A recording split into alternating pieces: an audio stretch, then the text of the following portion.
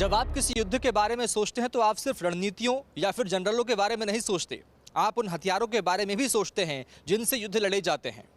युद्ध लड़ने वाले हथियारों में सबसे बड़ा प्रमुख नाम होता है बम का। बम आज के ज़माने में और ज़्यादा उन्नत, घातक और शक्तिशाली होते जा रहे हैं। अब आपको एक ऐसे बम के बारे में बताएंगे जिसने पाकिस्तान को खून के आंसू रोने पर मजबूर कर दिया। लेकिन उसके पहले आपको चीन के एक ऐसे बम के बारे में जानकारी देंगे जो पूरी दुनिया में सुर्खियां बटोर रहा।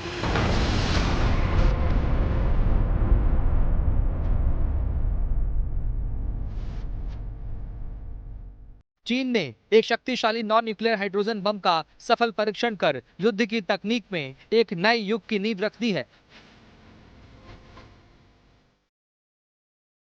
चीन ने जिस बम को तैयार किया है उसमें किसी तरह के न्यूक्लियर सामग्री का इस्तेमाल नहीं किया गया है, बल्कि एक केमिकल रिएक्शन के जरिए प्रचंड गर्मी पैदा की जाती है। साउथ चाइना मॉर्निंग पोस्ट के मुताबिक 2 किलोग्राम के बम ने 2 सेकंड से ज्यादा समय तक करीब 1000 डिग्री सेल्सियस तापमान का आग का गोला पैदा किया, जो टीएनटी विस्फोटों से 15 गुना अधिक था, और इसमें किसी परमाणु सामग्री का इस्तेमाल नहीं किया गया। चीन का ये बम मैग्नीशियम हाइड्राइड नाम के एक ठोस हाइड्रोजन सामग्री का इस्तेमाल करता है, जो इसे पारंपरिक न्यूक्लियर बम से अलग बनाता है।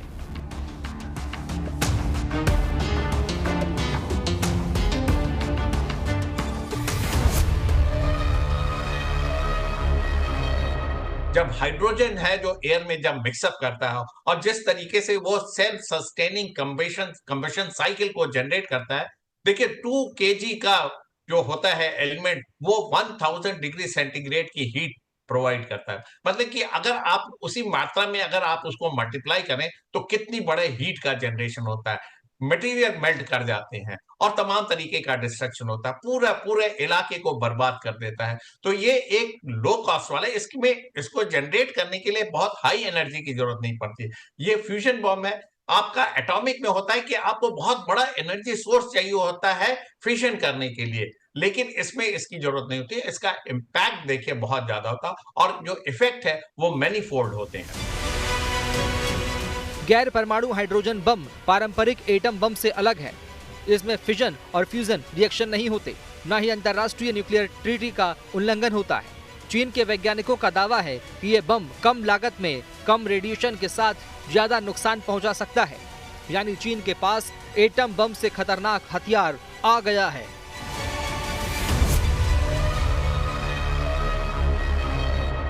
चीन की ये तकनीक बताती है कि हथियार अब सिर्फ परमाणु तक ही आधारित नहीं होंगे, बल्कि रसायन आधारित हथियार भी शक्तिशाली होंगे, जो बिना परमाणु शक्ति के बड़ा विस्फोट कर सकते हैं। माना जा रहा है कि चीन की ये नई तकनीक सैन्य शक्ति को एक नया आयाम दे सकती है, जिससे वो बड़े इलाकों में तेजी से गर्मी फैलाकर दुश्मनों के महत्वपूर्ण ठिकानों को आसानी से नष्ट कर सकेगा। चीन की बढ़ती सैन्य महत्वाकांक्षाओं और वैश्विक शक्ति संतुलन को बदलने की उसकी कोशिशों को दर्शाती है।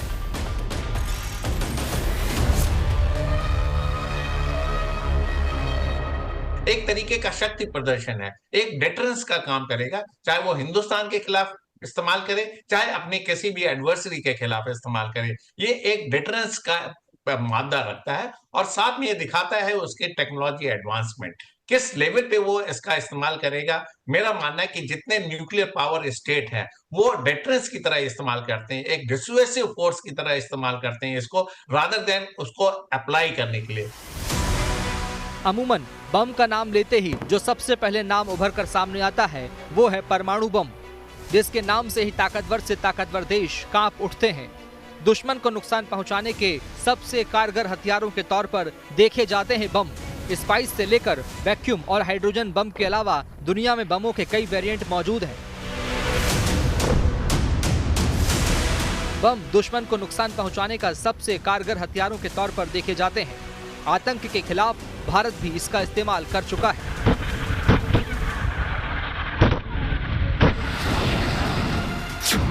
छब्बीस फरवरी 2019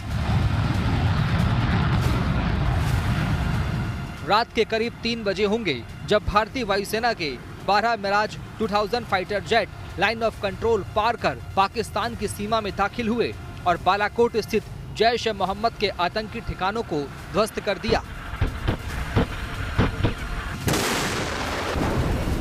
all targets destroyed successfully. दावे के मुताबिक मिराज 2000 ने आतंकी ठिकानों पर करीब 900 किलो के बम गिराए, जिसमें तकरीबन 300 आतंकी मारे गए। एयर स्ट्राइक में आतंकियों के कैंपों को ध्वस्त करने के लिए मिराज फाइटर जेट ने स्पाइस 2000 बम का इस्तेमाल किया था। स्पाइस बम यानी smart precise impact cost effective bomb, जो मेड इन इजराइल है। 500 से 900 किलोग्राम वजन वाले स्पाइस बम किसी भी बंकर या घर को तबाह करने की क्षमता रखता है।